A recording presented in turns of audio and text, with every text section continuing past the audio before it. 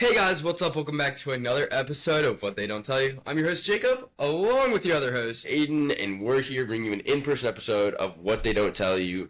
First, to talk about an interesting topic. Very interesting. Relevant? You can decide. But interesting, yes. Yes. So, we're here to talk about Barron Trump, but not the Barron Trump you guys know, even if it does correlate. We're here to talk about Barron Trump that was created in 1893 by an author named Ingersoll Lockwood, who introduced a series of children's books called Barron Trump's Marvelous Adventures. And this wouldn't be too significant. You guys might see the, kind of tie in the, okay, Barron Trump, but it gets way weirder. You want to kind of break it down for us? Hey guys, the Barron Trump's Marvelous Underground Adventures, written by Ingersoll Lockwood, correct? Ingersoll Lockwood. This book was written in 1893, which is a long time ago. Yep. And the thing is that this book is about a young aristocrat named Barron Trump, who has a mentor named Don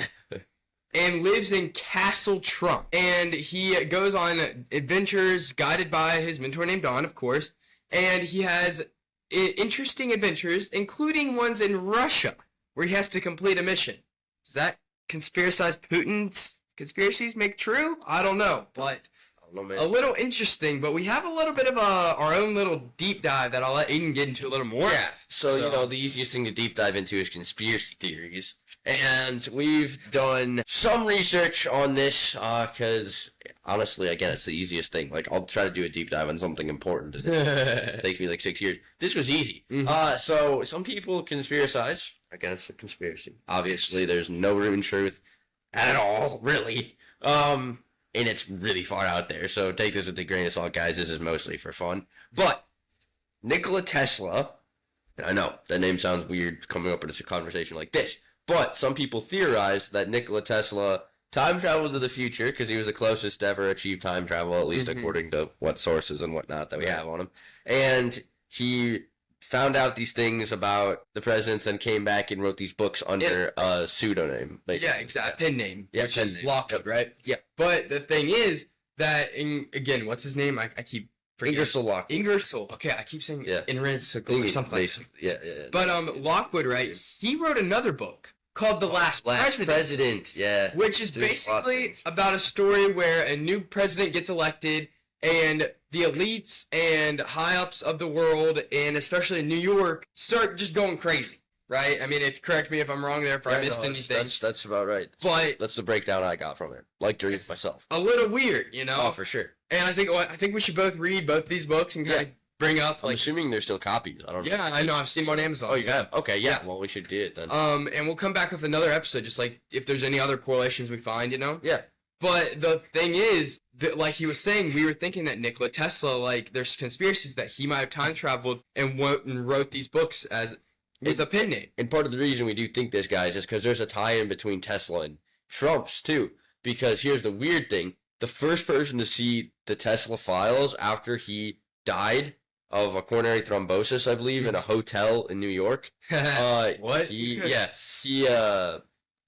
The first person to see the files was none other than John Trump, Donald Trump's uncle. Which is insane. He was an MIT physicist. Which brings up the question, was this maybe something like that runs in the Trump family? Now, again, like, I don't want to conspiracize too much because this is a little... This is going way off the deep end. But it does bring up the question, is Trump's family in on something that we don't know about? Time travel, that could bring into the deep state, something like that. So it's a little... I'm buying fully in. This is what happened, guys. Facts right here. Now, also, if you want to tell them about the electricity and how he almost died. So what's kind of interesting, just to dive into a little bit about Tesla, and we think we're going to do our own episode on this, probably when I get back. Situated. Yeah. But it'll be a little bit of a history lesson just on Teslas, because there's some cool, interesting conspiracy type things. And, but one thing I do want to talk about, like the time travel thing, is at one point in his life, Tesla had 3.5 million volts of electricity sent through him. And he claimed to have seen at this moment a combination of the past, present, and future at the same time. Which that dives into the kind of mechanics. That, but also near-death experiences. How Lee Strobel, he's talked about this a lot, and just things that once people have like again like when people die, right, and then doctors resuscitate them, they see things, right? They see like God, or they've seen stories of like angels and God and like people they love, but there's been stories of hellish experiences where they see Satan and death and stuff like that, which is possibly what like he saw something that gave him this ability to maybe time travel and then go and write these books. Yeah. Right? And again, this isn't really biblical, guys. Like Jesus says, we'll never know when the day or the hour that he comes. I don't know how, like, again, time travel is achievable, but it's not achievable. With the current processes and structures we have, anything, because in theory, you could travel at the speed of light, and you would eventually achieve the ability to see past, present, and future, which ties in with where God exists and all those things. And that's not achievable, and it's achievable in the sense that we know how to do it, in that way, but we have no way to like get to that point. To survive, because we'll disintegrate before we get the there. Speed of light. We have no way to like. But it's theoretically achievable.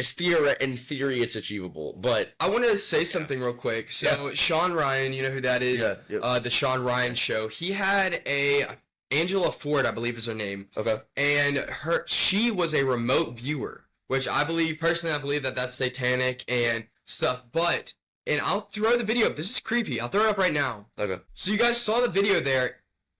Whenever he asks Angela Ford about the resurrection, because what it is she'll go out and basically what it is that your soul leaves your body, basically, and you can go see things in the future, right? Okay. So like the U.S. Army has used her to get coordinates for a base. Wait, shut up. I'll show you everything. It's legit. Like this is actually like the U.S. Army uses these people, and what they'll do is they'll go out and find things. So they'll see things out of what they can't see. And the only reason I believe that they could see this is like spiritual, spiritual. And what I think it is. Well, whenever Sean Ryan says, "Hey, have you went back to see the resurrection?" She freaks. Her eyes start freaking out. You guys just saw the video. Her eyes start going crazy. She's like looking all around, but like nobody's there. Yeah. And personally, I think that it's demonic. Oh, absolutely. That Satan or demons are telling her. At that point, I don't know if you've read the Frank Peretti books. Have you ever read like This Present Darkness, Piercing Darkness? I love his books, guys. Go check them out if you want. They're super fun. From like a Christian, but like action based a little bit, and then just the spiritual realm, all those things. Yes, it really feels like you're kind of living in that when you see how like real everything is, like with this and the spiritual aspects of it. I don't know, yeah, because it's possession, right? At that point, like there's that level of they put too much trust in like a satanic idol or something because God doesn't support any of that magic and stuff. We've seen it happen, like right? Like in the Old Testament, it's not overlooked in any sense. I mean, Saul literally went to see someone that could bring back the dead. They brought Samuel back, and Samuel's like, why am I here? You know what I mean? Why would God's not telling you? Why would I? We're both Harry Potter fans, right? Harry Potter. And I think there is a fine line between witchcraft, like the Bible specifically says that witchcraft is wrong and like that. I think there's a fine line. I think it's still okay to read Harry Potter and enjoy it. Yes. Until you get into actually like legitimately trying to put things that like I'll like Avada Kedavra or whatever. Like I'll have fun with that. But when you start really trying to do like hypnotism and stuff like that, that's where I think it crosses the line. I agree. Yeah.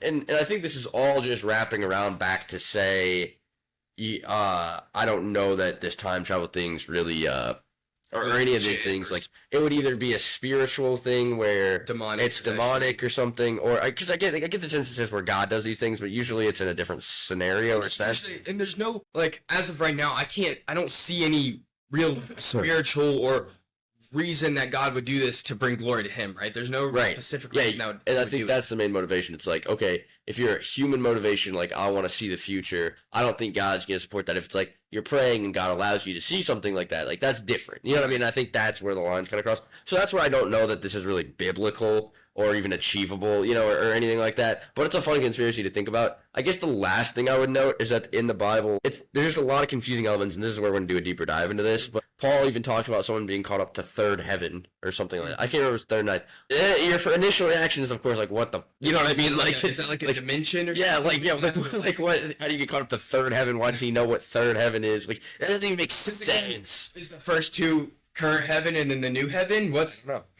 We can also we get into was there a pre-heaven I don't. You know what I mean? It's too much, and only God knows. Exactly. And that's where I think, like, yeah, if God wants us to know, we'll know. If He doesn't want to, it's not smart to deep dive these things necessarily on your own. So. He'll make it visible to if He wants it to. Otherwise, it tends to be more demonic, and you get into those things. So we won't dive too much into that, but interesting and fun regardless. I mean, obviously tying it all back to Barron Trump and like I don't know crazy coincidence. Well, it's just you got to kind of go into all these things to fully flesh out what we're trying to say about it, whether it's biblical, how this could play out in the conspiracy. But it is cool to see. It's just kind of cool things people put together. And it is creepy. The same name and mentor named Dawn. Well, the fact that like all of a sudden you can make all these connections. Yeah, you know what I mean? Like, oh, it's like this, then you get in the spiritual realm, and all of a sudden you're off on a tangent. But I mean, but it all connects somehow, you know, a little bit. So really cool.